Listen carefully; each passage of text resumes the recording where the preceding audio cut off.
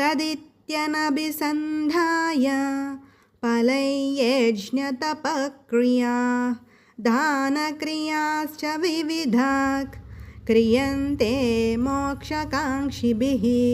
ఇది భగవద్గీత 17వ అధ్యాయము 25వ శ్లోకము. దీంట్లో శ్రీకృష్ణుడు మనకి రెండు విషయాల గురించి తెలియజేస్తున్నాడు. ఒకటి ఏమిటి అంటే తత్ అంటే అంతా పరమాత్మదే అనే భావన అనమాట. ఇంకొకటి ఫలేచ్ఛ. దీని గురించి శ్రీకృష్ణుడు ఈ రెండు విషయాల గురించి శ్రీకృష్ణుడు మనకి తెలియజేస్తున్నాడు. తత్ అనే నామం ద్వారా మనకి శ్రీకృష్ణుడు ఏం తెలియజేయాలనుకుంటున్నారంటే మోక్షకాంక్ష ఎవరైతే కోరుకుంటారో అటువంటి శ్రేయస్సుని అంటే లోక కళ్యాణం ఎవరైతే కోరుకుంటారో మోక్షం ఎవరైతే కోరుకుంటారో వారు ఏ పని చేసినా అంటే వారు చేసేటువంటి ఏ యజ్ఞమే కానీ దానమే కానీ తపస్సే కానీ వారు దాన్ని తత్ అనే నామాన్ని ఉచ్చరిస్తూ చేస్తారు.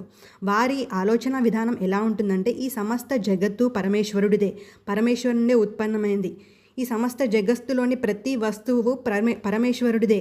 ఆయన ఆజ్ఞానుసారం ఆయన కోరిక మేరకు నేను యజ్ఞాది కార్యక్రమాలు చేస్తున్నాను, నేను ఒక నిమిత్త మాత్రుని మాత్రమే అని వారు ఆలోచించి వారు వారి అహంకారాన్ని మమకారాన్ని సర్వదా త్యజిస్తారు.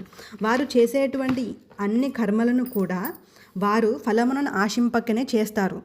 ఇలా కాకుండా సాధారణ విహిత కర్మలను చేసేవారు వారి యొక్క అహంకారమును మమకారమును ఫలేచ్ఛను వారు త్యజించలేరు.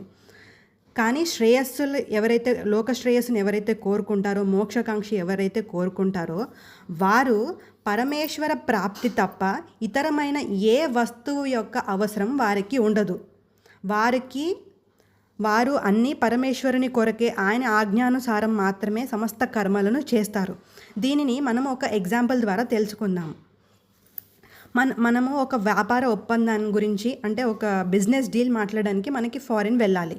మనము ఆ డీల్ మన కోసమే వెళ్తున్నాము మనం అనే ఆలోచన మనకి ఎప్పుడైతే ఉంటుందో మనకి స్ట్రెస్ లెవెల్స్ ఎక్కువగా ఉంటాయి. అలా కాకుండా మనం కంపెనీ తరపున మన CEO చెప్పాడు మనం వెళ్తున్నాము అలా ఎప్పుడైతే మనం ఆలోచించగలుగుతామో మనకు ఆ స్ట్రెస్ లెవెల్స్ అనేవి తగ్గిపోతాయి. సో మనము మన నిత్య జీవితంలో కూడా మన ఆలోచన విధానం ఎలా ఉండాలి అంటే అంతా ఈశ్వరుడిదే.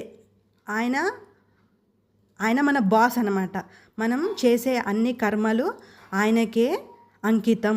ఇలా ఎప్పుడైతే మనం ఆలోచించగలుగుతామో ఖచ్చితంగా మనము మోక్షం వైపుకి అడుగులు వేయగలుగుతాము. జై శ్రీమన్నారాయణ.